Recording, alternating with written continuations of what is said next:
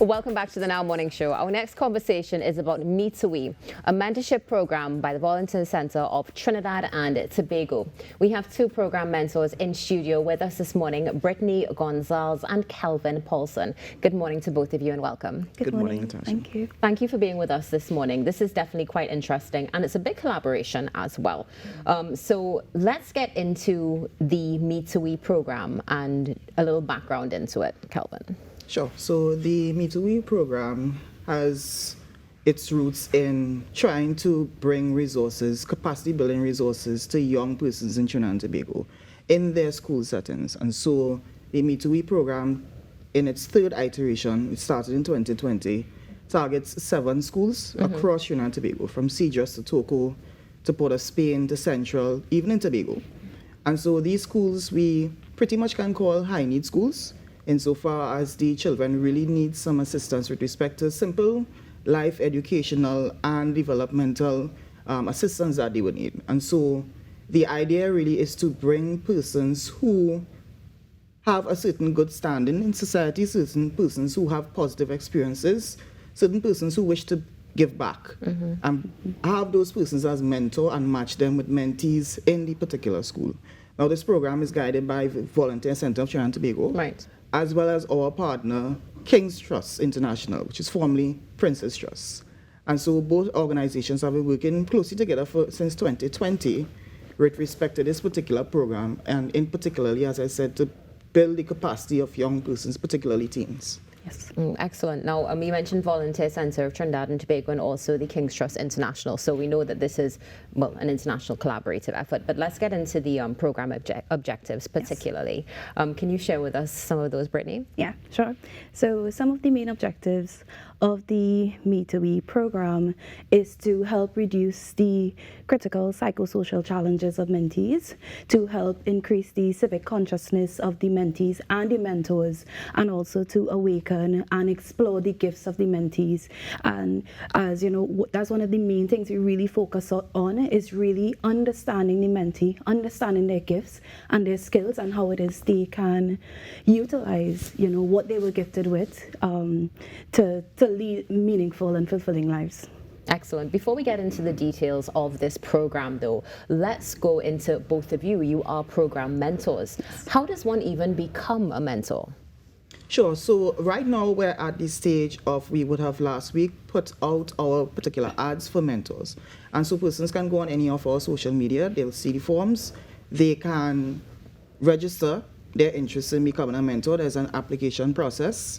Further to that application process, there's a screening process, there is orientation for potential mentors, there's matching of potential mentors with mentees, and there is a process of pretty much onboarding, where there's pretty much a training and etc. that goes on with the mentors.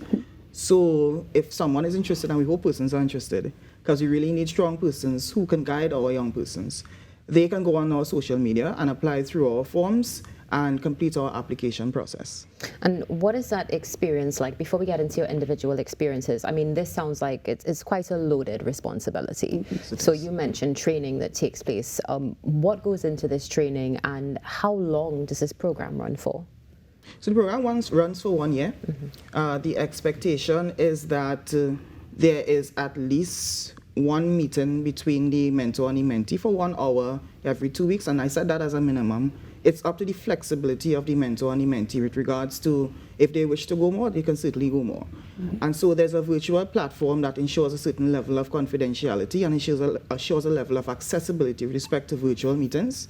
There's also some in-person meetings and debriefing sessions with all the mentors, and so that it could be in continuous improvements. The training program itself would include certain key areas like mediation, conflict management, certainly child protection and child protection laws. It includes, like I said, a lot of debriefing session in order to continue to build the capacity and to grow as an organization and as individuals. And so all these training particulars are conducted by experts in their particular field. All persons do this bit of training as the volunteer center's ideal is with respect to volunteering. Right. And so it's really a robust, comprehensive approach that goes into it.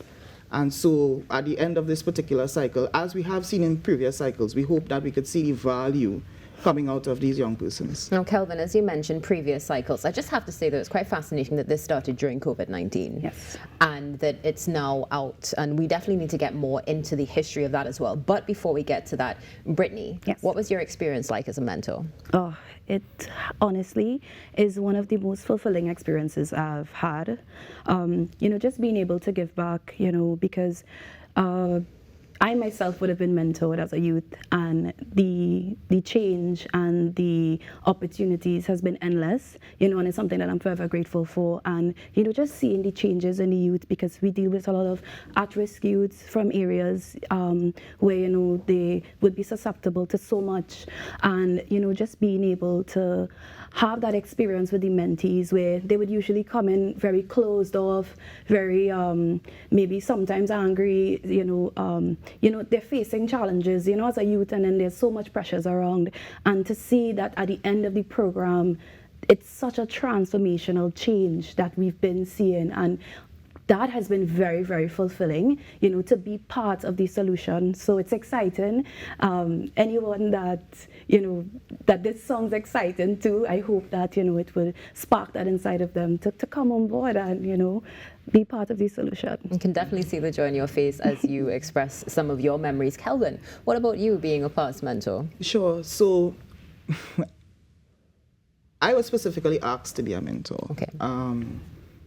And I had to consider it a lot because I'm pretty busy. And I said to myself, if you can't give an hour a week to a young person, what are you really doing? And so, as you said, it was during COVID time, so it was really challenging for me as a person. But I recognize that there are challenges with other persons and even with young persons as well. The full experience was very unique. I've been involved with VCTT for probably 10 years. I've done a lot of programs with them, and this program felt really tangible. One of my mentor was very closed off, as Brittany was saying, didn't want to speak to anyone, had some challenges, and you saw almost a complete transformation, turnaround in that young person by the time the program would have ended. That person was very involved in group activities, very vocal, a lot more positive expression, a lot more positive affirmation about self, and those things did not exist in the start. So I felt not only that I contributed to the growth of a young person, but I think he helped to grow me as well. And so it was really a kind of symbiosis relationship insofar as much as I was given, I certainly can say that I would have gotten. And as part of, like I said, being involved in Volunteer Center of Trinidad and Tobago for so long, having some relationship with, which is now King's Trust International, I think these persons on those steering committees and involved in that particular program, all of us would have grown. So across the board, all stakeholders involved, you see the value that this program would have given to them.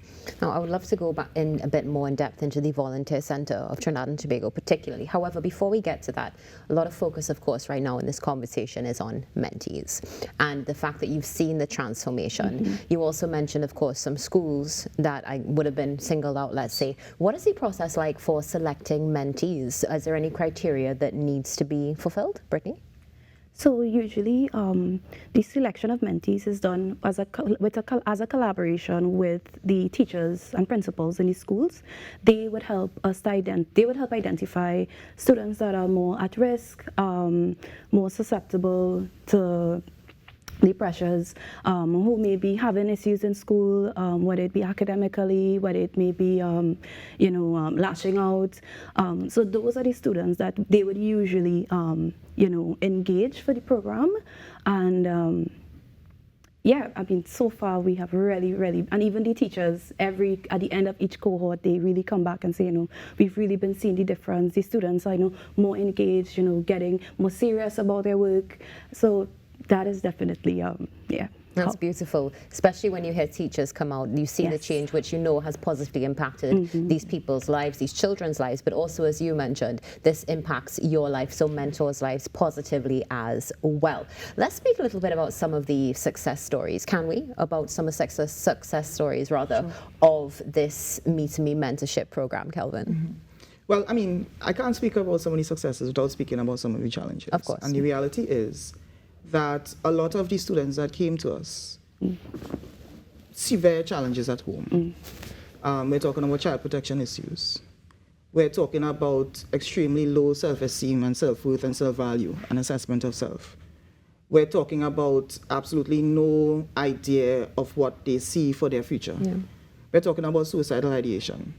We're talking about children who, in terms of their career development, they pretty much have given up on those things. And certainly we would have had a multidisciplinary team that would have identified those children who were most at risk and decided to work very strongly with them. I can tell you that there were about 5 of them in particular who were extremely challenged.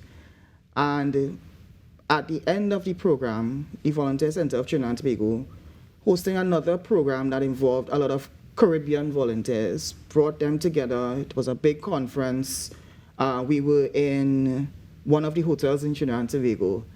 And, we brought in some of those students to share their experiences and to share with those international persons. And our stakeholders from the Caribbean did not believe us that those children were that challenged at that particular time, because these children were so upbeat about life and could speak about their future and could speak about their self-worth. And you saw that those young persons were really strong young persons.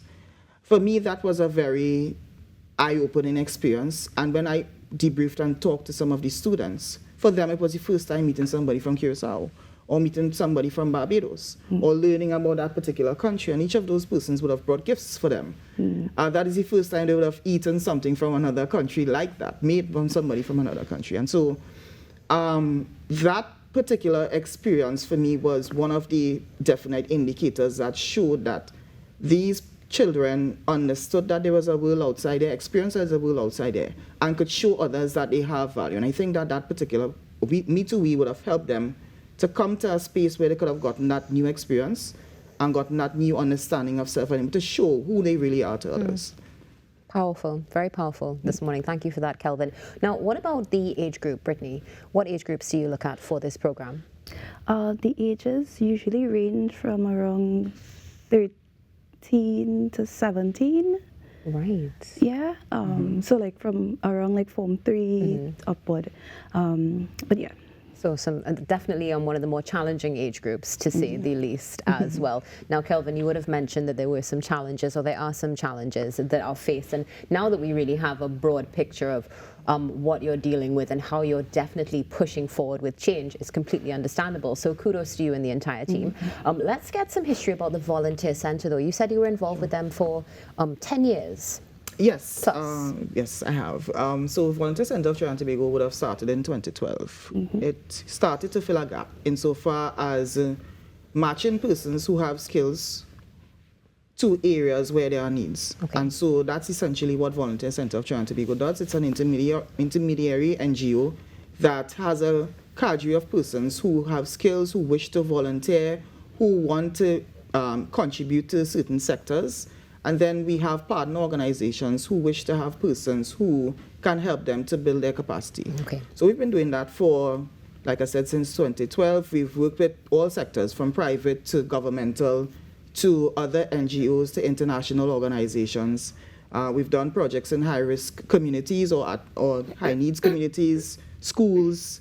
So we've worked in various sectors, and we've been working, like I said, since 2012. Excellent, and wonderful to see that the work that you've been doing since 2012 and what you continue to do as well. So let's get into the details, because there's so much to talk about, but To We Mentorship Programme is the key point of discussion this morning.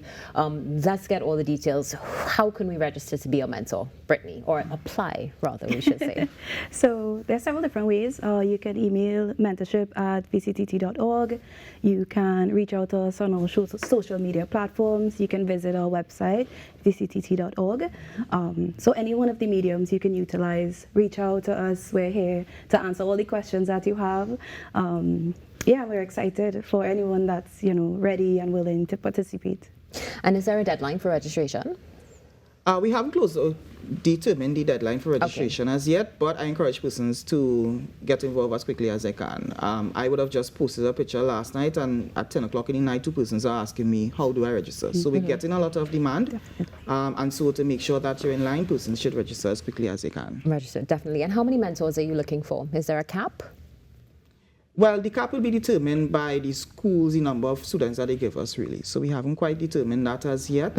But we're trying to open up this space with respect to registration as much as possible to get as many quality persons as we can. Understood. I mean, I think one of the things, at least from this conversation, I understand is we can't fail to underscore how important this is, but also the dedication that this is going to demand of a person as well. You said that it is a year long, so perhaps any key points you would like to share for those who are watching now and may be interested as to what they can expect and what they should prepare themselves for, Brittany?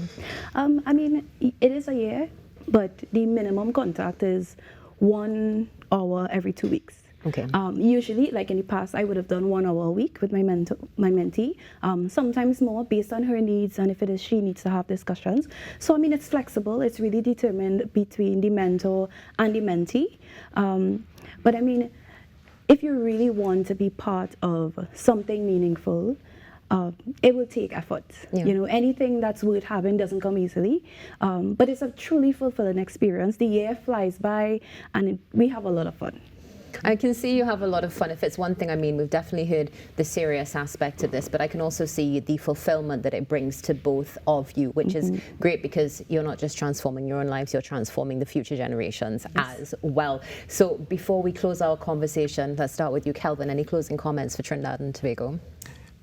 Our young people need us. And so our children are not only the future, they are now.